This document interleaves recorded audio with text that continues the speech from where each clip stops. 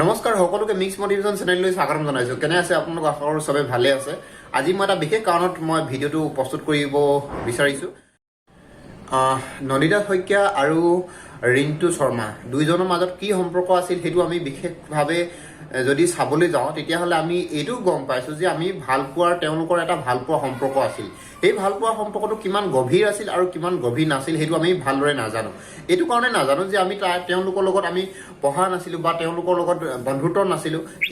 কিন্তু মই জনামতে যোনটো ৰিণ্টু শৰ্মা আছিল সেই ৰিণ্টু শৰ্মাৰ মোৰ ক্লাছমেট আছিল। মই একেলগতে পঢ়িছিলোঁ। ক্লাছমেট মানে আমি যেতিয়া হায়াৰ ছেকেণ্ডেৰী পঢ়ি আছিলোঁ তেতিয়া ক্লাছ 11-12টো একেলগতে আমি পাৰ কৰিছিলোঁ। দুবছৰ দিন সেই ল'ৰাজনৰ লগত পঢ়িছিলোঁ আৰু যেতিয়া মই দুবছৰ দিন সেইখন কলেজত পঢ়িলোঁ, মৰিল কলেজত পঢ়াৰ পাছত মই মানে 12টো কমপ্লিট কৰাৰ পাছত মই ৰিণ্টু শৰ্মাক মই লগ নাপালোঁ। এইটো কাৰণে লগ নাপালোঁ মানে কি হ'ল, মই সেই 12 কমপ্লিট কৰি সেইখন কলেজৰ পৰা মই ওলাই আহিলোঁ। মোৰ নিজৰ ব্যক্তিগত পাৰ্চনেল লাইফৰ কাৰণে বা মই বেলেগ কৰ্মৰ কাৰণে মই বেলেগত আহিব লগা হ'ল। কিন্তু ৰিণ্টু শৰ্মা যেতিয়া তাতে পঢ়া শুনা কৰি আছিলে আৰু সেইখন কলেজত পঢ়া শুনা মানে কি, তেওঁৰ দেউতাক সেই লাইব্ৰেৰীত মানে কি হ'ল কৰ্মচাৰী আছিলে আৰু সেই তেতিয়া লাইব্ৰেৰীত যেতিয়া তেওঁৰ দেউতাক ঢুকাই গ'ল, আচলতে ৰিণ্টু শৰ্মাৰ দেউতাক ঢুকাই যোৱাৰ পাছত ৰিণ্টু শৰ্মাই সেই লাইব্ৰেৰীত মানে কি হ'ল কৰ্মৰত হৈ পৰিল। মানে বাপেকৰ পোষ্টটোত মানে দেউতাকৰ পোষ্টটোত মানে কি হ'ল তেওঁ ৰিণ্টু শৰ্মা আহিব লগা হ'ল।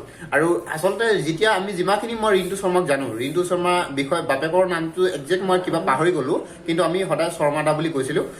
তেনেকৈ আমি আগুৱাই গৈ আছিলোঁ, পঢ়া শুনা কৰি আছিলোঁ লগতে। তাৰপিছত তেওঁ লাইব্ৰেৰীত গ'ল আৰু লাইব্ৰেৰীত কৰ্মৰত হৈ পৰিল। তেনেকৈ কাম কৰি আছিল লাইব্ৰেৰীত আৰু কেতিয়াবা লগ পাওঁ। ঘপকনে ক'ৰবাত কলেজততো প্ৰায়ভাগ যোৱা নহয়, কেতিয়াবা যোৱা হয়, কেতিয়াবা লগ পাওঁ। কিন্তু আমি এইটো গম পোৱা নাছিলোঁ যে ল'ৰাজনৰ মাইণ্ডত এনেকুৱা ধৰণৰ থিংকিং আছিল বা এনেকুৱা ধৰণৰ মাইণ্ডৰ সেইজন ল'ৰা আছিল, সেইটো আমি গম পোৱা নাছিলোঁ।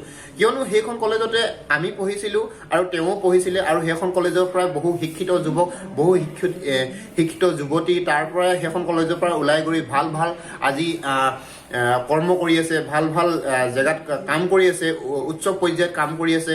চ' সেইখন কলেজতে যে পঢ়ি তেনেকুৱা ধৰণৰ ষ্টুডেণ্ট ওলাব আমি বা তেনেকুৱা ধৰণৰ থিংকিঙৰ মাইণ্ডৰ মানুহ ওলাব সেইটো আমি জনা নাছিলোঁ, সেইটো আমি বুজা নাছিলোঁ। আৰু ময়ো গম পোৱা নাছিলোঁ যে সেইজন মোৰ লগত পঢ়া ল'ৰা এজনে যে তেনেকুৱা এটা কৰ্ম কৰিব সেইটো আমি ভবা নাছিলোঁ কাহানিও। আমি এইটোৱে ভাবিছিলোঁ সদায় এইখন কলেজত যোনবিলাক ল'ৰা ছোৱালী পঢ়ি গৈছে সদায় এটা ভাল কৰ্ম কৰিব, ভাল চিন্তাধাৰা কৰিব, তেনেকুৱা ধৰণৰ কথা ভাবিছিলোঁ। কিন্তু সেই ৰিণ্টু শৰ্মাই নন্দিতা শইকীয়াক বা নন্দিতাক ভাল পাইছিলে বা নন্দিতা শইকীয়াই ৰিণ্টু শৰ্মাক ভাল পাইছিলে, সেইটো বিষয়ক লৈ আমি এইটো কাৰণে নাজানো যে মই সদায় সেইখিনি সময়লৈকে মানে কি হ'ল, মইতো ওলাই আহিছিলোঁ আৰু ৰিণ্টু শৰ্মা আৰু নন্দিতা শইকীয়াই ইহঁতৰ ভাল পোৱাৰ মাজত যি সম্পৰ্ক নাথাকক লাগিলে, কোনোবাই ভাল পাবও পাৰে বা কোনোবাই ভাল নাপাবও পাৰে। ৰিণ্টু শৰ্মাই তাৰ চৰিত্ৰটো কেনেকুৱা আছিলে সেইটো বিশেষভাৱে নাজানো বা নন্দিতা শইকীয়াৰ চৰিত্ৰটো কেনেকুৱা আছিল সেইটোও মই নাজানো। কিন্তু এতিয়া নন্দিতা শইকীয়াক সকলো মানুহে প্ৰশংসা কৰিছে, তাইৰ লগত পঢ়া ছোৱালীবিলাকে সকলোৱে কৈছে যে তাই এগৰাকী বহুত ভাল ছোৱালী আছিলে আৰু শিক্ষয়িত্ৰীসকলে বা শিক্ষকসকলে কৈছে যে তাই এগৰাকী ভাল প্ৰতিভাৱান ছোৱালী আছিলে আৰু ভাল ছোৱালী আছিলে, সকলো মানুহৰ মন জয় কৰিব পাৰিছিলে। আৰু যদিহে সকলো মানুহৰ মন জয় কৰিব পাৰিছিলে নিশ্চয় এগৰাকী ভাল ছোৱালী আছিলে। আৰু সেইটো কাৰণে আমি এইটো কথা ক'ব বিচাৰোঁ যে ৰিণ্টু শৰ্মাই এনেকুৱা এগৰাকী ভাল ছোৱালীক ভাল পাবলৈ গৈছিলে আৰু ৰিণ্টু শৰ্মাৰ বিষয়ে কিছু কথা চাগে সেই ছোৱালীগৰাকীয়ে গম পাইছিলে যে ৰিণ্টু শৰ্মা এজন ভাল ল'ৰা নাছিলে বা ৰিণ্টু শৰ্মাৰ বিষয়ে কিছু কথা শুনিছিলে চাগে তাই। আৰু মানে সেইটো কাৰণে যদিহে ৰিণ্টু শৰ্মা এজন বেয়া ল'ৰা আছিলে আৰু সেইকাৰণে ছোৱালীগৰাকীক কিয় ভাল পাব, ঠিক তেনেকুৱা ধৰণৰ এটা কথা আহি পৰিলে তেওঁলোকৰ মাজত চাগে। আৰু সেইটো কাৰণে নন্দিতা শইকীয়া তেওঁ ইগন'ৰ কৰিবলৈ ধৰিছিলে যে মই তোমাক ভাল নাপাওঁ বা মই তোমাৰ লগত বিবাহ পাশত আবদ্ধ হ'ব নিবিচাৰোঁ। এইটো কাৰণে বিচৰা নাছিলে যে নন্দিতা শইকীয়াই ৰিণ্টু শৰ্মাক ভালদৰে বুজি পাইছিলে যে এওঁ এজন চৰিত্ৰবিহীন মানে কি হ'ল চৰিত্ৰবান ল'ৰা, এজন চৰিত্ৰবান ল'ৰা নহয় মানে চৰিত্ৰটো ভাল নহয়, তেনেকুৱা ধৰণৰ কথা বুজি পাইছিলে যে ৰিণ্টু শৰ্মাই আন বেলেগকো ভাল পাইছিলে, ফটো চটো আপলোড কৰিছিলে, বিভিন্ন ধৰণৰ কথা নন্দিতা শইকীয়াই গম পাইছিলে। আৰু যেতিয়া এজনী ছোৱালী এটা ল'ৰাক ভালদৰে বুজি পায়, যে চৰিত্ৰটো ভালদৰে যদি বুজি পায়, সা সম্পত্তি টকা পইচা যিমানেই থাকক নালাগে, কিছুমান ছোৱালীয়ে এইটো কথা ভালদৰে বুজিবলৈ চেষ্টা কৰে যে ল'ৰাজনৰ চৰিত্ৰটো কেনেকুৱা। সকলো ল'ৰা ছোৱালীয়ে কাৰোবাক নহয় কাৰোবাক ভাল পায়, কিন্তু ভাল পোৱাটো এটা ডাঙৰ কথা নহয়, ভাল পোৱাৰ মাজত সকলো থাকিব পাৰে। কোনোবাই কাৰোবাক ভাল পাই পিনে এৰি গুচি যাব পাৰে, কোনোবাই কাৰোবাক ভাল পাই পিনে ধৰি লওক তাৰ বিষয়ে বহু কিছুমানে উপহাৰ দিয়ে, সেই উপহাৰবিলাক ডাঙৰ কথা নহয়, কিন্তু চবচে ডাঙৰ কথাটো হৈছে কাৰোবাক বুজি পোৱাটো, কাৰোবাৰ চৰিত্ৰটো, আচলতে এজন ল'ৰাৰ প্ৰকৃত চৰিত্ৰটো কেনেকুৱা, এগৰাকী ছোৱালীজনীৰ প্ৰকৃত চৰিত্ৰটো কেনেকুৱা। যদি মই এজনী ছোৱালীক ভাল পাওঁ, মোৰ মনৰ পৰা যদি ভাল পাওঁ, আৰু ছোৱালীজনীৰ বিষয়ে যদি মই সঠিকভাৱে গম পাই যাওঁ যে ছোৱালীজনী এনেকুৱাহে হয়, ছোৱালীজনী তেনেকুৱাহে হয়, ছোৱালীজনীয়ে বেলেগৰ লগত ঘূৰি ফুৰে, বা মই দেখি পাওঁ, যদি তেনেকুৱা মই দেখি পাওঁ বা তেনেকুৱা যদি মোৰ লাইফত হয়, তেতিয়াহ'লে মই সেই ছোৱালীজনীকটো ভাল পাবলৈ নাযাম, সেই ছোৱালীজনীক মই বিবাহপাশত আবদ্ধ কৰিবলৈ নিবিচাৰিম। ঠিক তেনেকুৱা নন্দিতাৰ মনত হৈছিল। নন্দিতাই চাগে তেনেকুৱা এটা কথা বুজি পাইছিল, আৰু তেনেকুৱা এটা ঘটনা চাগে নন্দিতাই ৰিয়েল লাইফত দেখিছিলে। আৰু যেতিয়া নন্দিতাই ৰিয়েল লাইফত দেখি পায়, সেইবিলাক ঘটনা যদি ৰিয়েল লাইফত দেখি পায় ৰিণ্টু শৰ্মাৰ লগত তেনেকুৱা হৈছে, তেতিয়াহ'লে নন্দিতা শইকীয়াই কেনেকৈ সেই ভাল পোৱা প্ৰস্তাৱবিলাক আঁকোৱালি ল'ব বা ভাল পোৱা প্ৰস্তাৱবিলাক মানি ল'ব।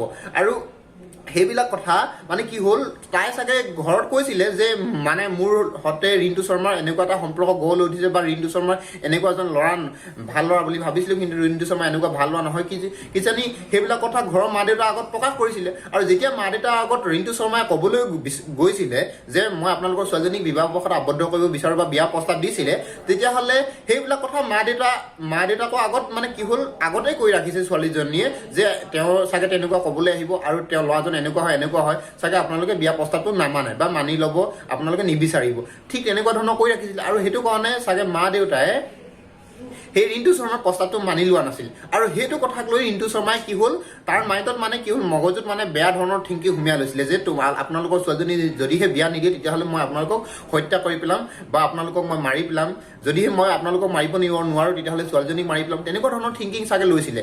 আৰে ভাল পোৱা এইটো নহয় যে আপুনি কাৰোবাক যদি ভাল পায়, তেতিয়াহ'লে আপুনি কাৰোবাক হত্যা কৰিবলৈ ভাল পোৱা নাই, আপুনি তাইক বা তেওঁক সদায় সুখত ৰাখিবলৈ কাৰণে ভাল পাইছে। কোনো এজন ভাল পোৱা মানুহে, কোনো এগৰাকী ভাল পোৱা এগৰাকীয়ে কাৰোবাৰ জীৱনটো ধ্বংস কৰাটো, কাৰোবাৰ হত্যা কৰাটো সেইটো নিবিচাৰে, সেইটো ভাল পোৱা নুবুজায়। ভাল পোৱা এইটোহে বুজায় যে আপুনি যদি কাৰোবাক সঁচাকৈ প্ৰকৃত মনৰ পৰা ভাল পাইছে, তেতিয়াহ'লে কি কৰিব লাগে, তেতিয়াহ'লে সদায় আপুনি তাই ভাল সুখত থকাটো আৰু তেওঁ সুখত থকাটো বিচাৰিব লাগে। কিয়নো প্ৰত্যেক ভাল পোৱাক নাপায়, সেইটো কথা আপুনি সদায় ধ্যান দিব লাগে যে প্ৰত্যেক ভাল পোৱাক নাপায়। আৰু ভাল নাপালে বুলিয়ে যে মোৰ নহ'ল বুলিয়ে যে ছোৱালীজনীক জীৱনটো ধ্বংস কৰিব লাগে, ছোৱালীজনীক মাৰি পেলাব লাগে, তেনেকুৱা ধৰণৰ থিংকিং নহয়। যদি আপুনি কাৰোবাক প্ৰকৃত মনৰ পৰা ভাল পায়, সদায় এইটো বিচাৰিব লাগে যে তাই সুখত থাকক, তেওঁ সুখত থাকক, সেইটো বিচাৰিব লাগে। আৰু যদি আপুনি প্ৰকৃত মনৰ পৰা ভালে পাইছিলে, তেতিয়াহ'লে সেই আপুনি ছোৱালীজনীক কিয় হত্যা কৰিবলৈ গ'ল? আপুনি ছোৱালীজনীক প্ৰকৃত হত্যা নকৰিলে হয়। যদিহে আপুনি এইটো কথা ভাবিবলৈ লাগিছিলে, ৰিণ্টু শৰ্মাক মই এইটো কথা ক'ব বিচাৰোঁ, বা যোন মানুহেই ভাল নাপাওক, কাৰোবাক ভাল নাপাওক, যদি কাৰোবাক আপুনি নাই পোৱা বা আপোনাক এৰি গুচি গৈছে, তেতিয়াহ'লে সেই ছোৱালীজনীক আপুনি অভিশাপ নিদিব বা আপুনি হত্যা কৰিব নিবিচাৰিব। আপুনি এইটো কথা বিচাৰিব যে তাই আজি মোক এৰি গুচি গৈছে, তাই মানে কি হ'ল, মই যে তাইক ভাল পাওঁ, তাই সুখত থকাটোহে মই বিচাৰোঁ, তাই মোতকৈ সুখত থাকক, তাই ভাল যোনজন সংগী পাইছে সেই সংগীজনৰ লগত সুখত থাকক, আনন্দময় থাকক, সেইটো বিচাৰিব লাগে। কিন্তু আমাৰ এনেকুৱা ধৰণৰ এই নৰপিকাচৰ মানুহবিলাকৰ থিংকিংবিলাক এনেকুৱা ধৰণৰ হয় যে মানে কি হ'ল, তাইক হত্যা কৰিব লাগে, তাইক মাৰি পেলাব লাগে, তেনেকুৱা ধৰণৰ থিংকিং থাকিব নালাগে বুলি ভাবোঁ। আৰু অসমত যাতে এনেকুৱা এটা আকৌ ঘটনা নঘটিবৰ কাৰণে চৰকাৰক মই অনুৰোধ কৰোঁ যাতে সেই ব্যক্তিজনক ফাঁচী দণ্ড হিচাপেহে দিব লাগে। কিন্তু এতিয়া ফাঁচী দণ্ড হ'বনে নহয়, সেইটো সঠিক লক্ষ্য আমি ক'ব নোৱাৰোঁ। যে কিছুমান কানুন আছে, আইন আছে, আইনৰ নিয়মৰ অনুধাৰাৰে যিবিলাক নেকি তেওঁলোকৰ অনুধাৰা আছে, বা অনুধাৰাৰ জৰিয়তে তেওঁলোকে যে ৰিণ্টু শৰ্মাক জীৱন দণ্ড হিচাপে কাৰাদণ্ড দিব, গোটেই জীৱন কাৰাদণ্ড দিব, গোটেই জীৱন কাৰাদণ্ড দিলেও কিন্তু ৰিণ্টু শৰ্মা এদিন নহয় এদিন সেই জেলৰ পৰা মুকলি আকাশৰ তললৈ আহিব, সেইটো খাটাং কথা। আৰু যদিহে আকৌ তেনেকৈ গুচি আহে, তেতিয়াহ'লে সেই ৰিণ্টু শৰ্মাই আকৌ এটা পুনৰাবৃত্তি তেনেকুৱা ধৰণৰ ঘটনা নকৰিব, সেইটো মানে নাই। যে আহি থকা নৱপ্ৰজন্মই আকৌ তেনেকুৱা এটা ঘটনা নকৰিব, তেনেকুৱাটো কোনো কথা নাই।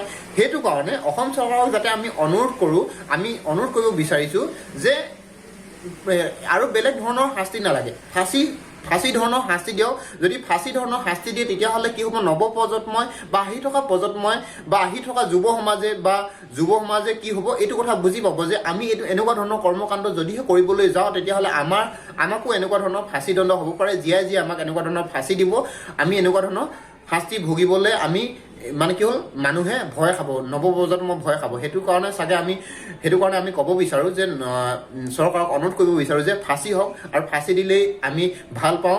কিয়নো মই সেইখন কলেজত পঢ়ি আহি আজি মই নিজকে সেই কলেজৰ প্ৰাক্তন ছাত্ৰ আছিলোঁ বুলি মই নিজকে লাজ লাগিছে ক'বলৈ। আৰু মোৰ এইটো লাজ লাগিছে যে সেইজন যোনজন নৰপিকাচ আছিল, সেই নৰপিকাচজন যেন মোৰ লগত পঢ়িছিল বুলি মোৰ আজি ক'বলৈ লাজ লাগিছে। সেইটো কাৰণে মই ক'ব বিচাৰোঁ যে এজন মানুহৰ কাৰণে গোটেই কলেজখনৰ ষ্টুডেণ্টবিলাক বেয়া নহয়, কিন্তু মানুহৰ কিছুমান থিংকিঙৰ কাৰণে সেই গোটেই সমাজখন বা গোটেই কলেজখনৰ বদনাম হ'বলগীয়া হয় এজন মানুহৰ কাৰণে। সেইটো কাৰণে সেইখন কলেজৰ পৰা ওলাই আহি আজি বহু মানুহে উজ্জ্বল মানে পোহৰাই তুলিছে, গোটেই মানে সমাজখনক পোহৰাই তুলিছে, কিন্তু কিছুমান এজন দুজন মানুহৰ কাৰণে সেই বদনাম এটা হ'বলগীয়া হৈছে। মই সকলোকে প্ৰাৰ্থনা কৰোঁ আপোনালোকে যাতে নন্দিতাক আত্মাই চিৰশান্তি লাভ কৰক, আপোনালোকে আশীৰ্বাদ কৰক, আৰু যোনটো নৰপিকাচ আছে তেওঁক যেন শাস্তি প্ৰদান কৰক। শাস্তি এনেকুৱা নহয় যে কাইলৈ বা পৰহিলৈ 2 বছৰ পাছত, 10 বছৰ 20 বছৰ পাছত যেন ওলাই আহে, তেনেকুৱা ধৰণৰ শাস্তি নহয়। শাস্তি এনেকুৱা হওক যাতে ফাঁচি কাঠত ওলমাও, তাকে মই আশা কৰোঁ। ধন্যবাদ।